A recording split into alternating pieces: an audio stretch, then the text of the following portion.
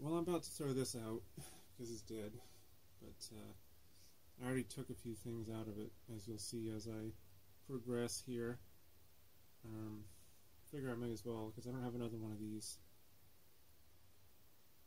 to autopsy. But this is a Quantum Trailblazer.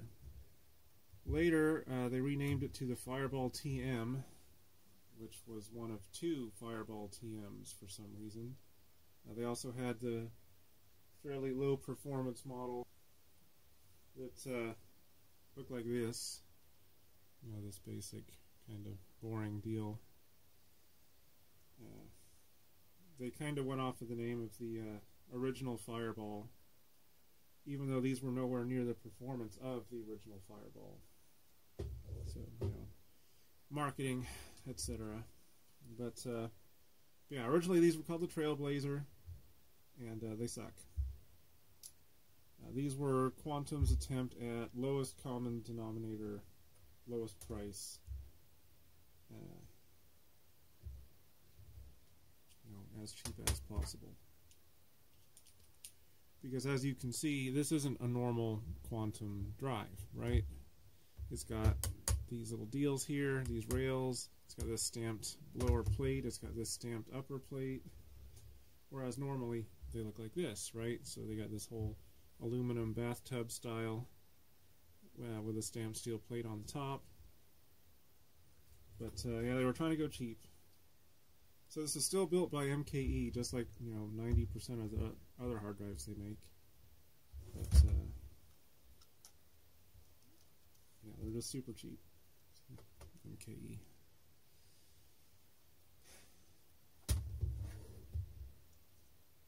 So we've already taken the control board off. This is the SCSI model.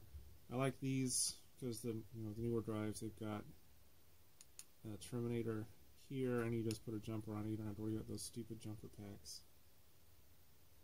So we are going to hold on to that just in case we find an ATA version of this at some point. Yeah, pretty simple standard Quantum ribbon cable for the heads and all that, and then it's got this spiky through hole connector for the motor. They changed how they ran the motors on these a few times. Because back in the day they had that multi-wire connector for it, so they had to use a ribbon cable or something like that. And then they did these.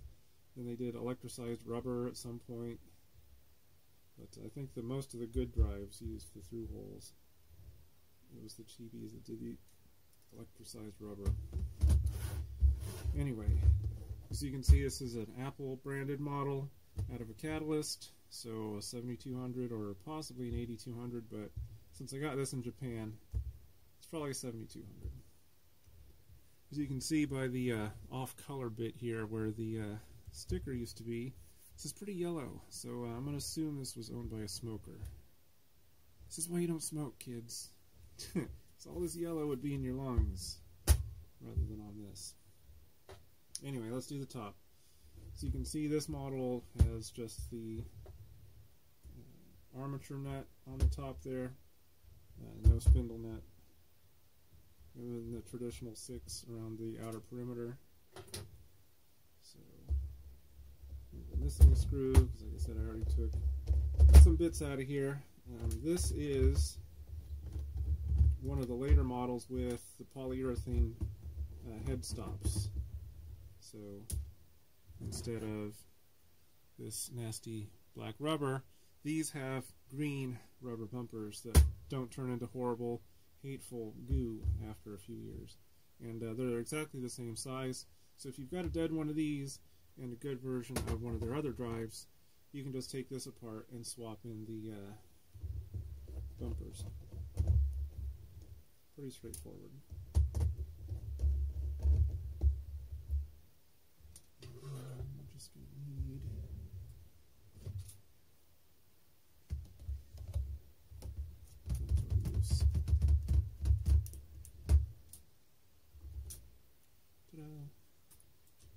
yeah, this super cheap stamped metal top here, cheap gasket. you might notice on here and on the bottom there are no atmospheric reliefs anywhere. So normally on these would be a couple of holes somewhere and then a little filter, but this doesn't have any of the atmospheric equalization holes or filters anywhere on it, which I thought was kind of odd. But anyway, let's see. Here's what it looks like on the inside. Super cheap, super thin mounting plate here. There's the read-write preamp chip. So this normally would be screwed in right there, but I took the golden screw, so that's totally gone. And I took the bumpers.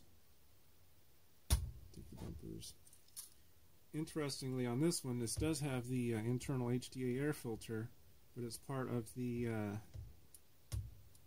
airlock armature, which I thought was kind of funny.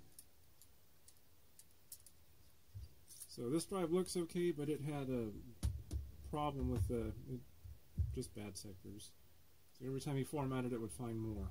So yeah, there's no keeping it.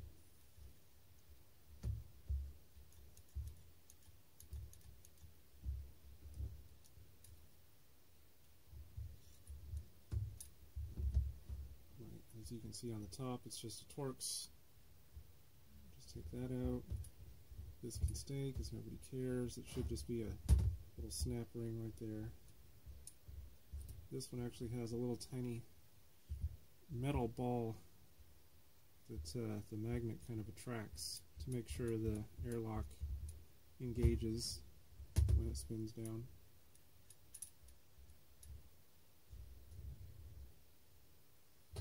So what do we need for this?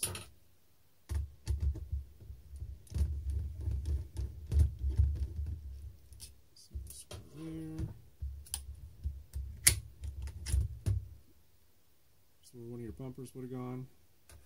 So you can see the magnet's just on the bottom. This is one of the cheap designs that just has the single lower magnet there.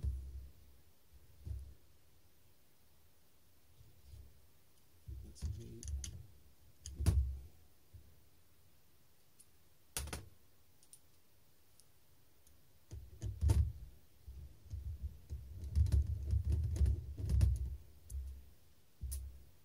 Armature's free. You can see one of the heads has already been damaged. I don't know when that happened. Probably when I was screwing around taking stuff out of it.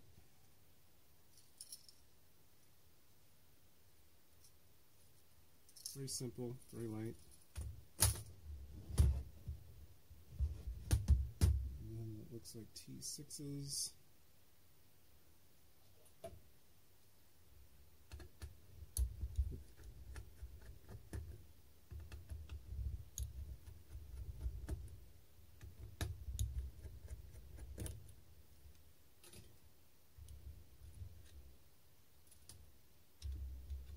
One. Yeah, there are no physical damage to any of these, so I guess it just, I don't know, maybe the media lost its magnetism or something.